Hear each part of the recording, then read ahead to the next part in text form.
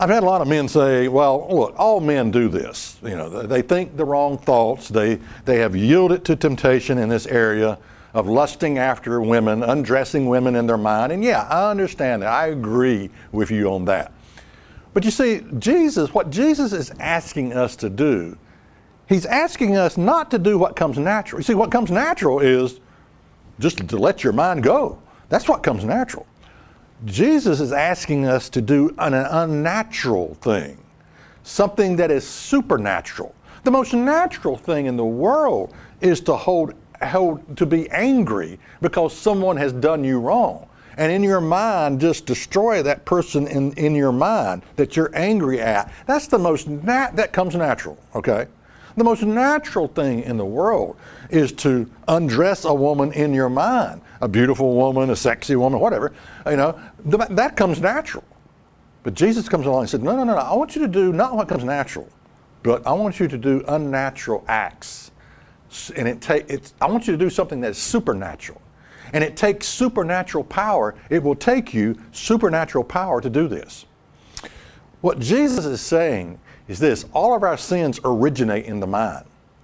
And the body follows pursuit. But all sin originates here. I mean, think of it. Don't kid yourself. A man is not driving down the road and all of a sudden he sees this beautiful woman and all of a sudden he just pulls off the road and they hook up. He has an affair. That's not the way it works. No. Long before a man ever has an affair, he's been having it up here.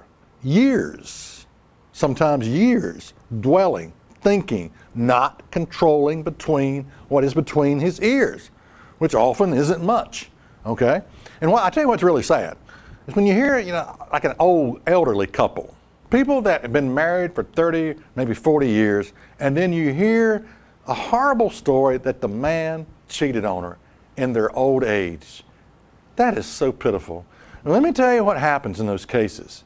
What happens is this: he never got the victory up here.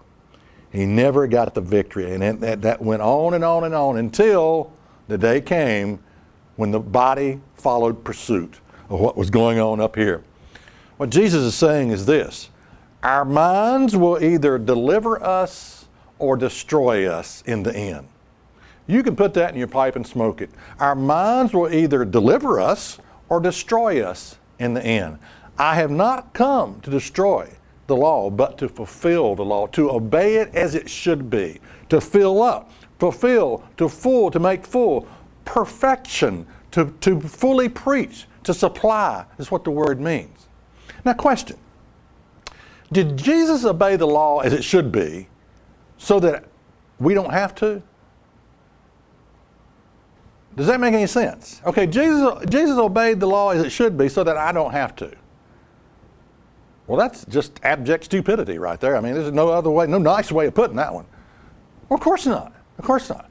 Now, how can you obey the law as it should be? Check us out on the web at isthatreallyinthebible.com.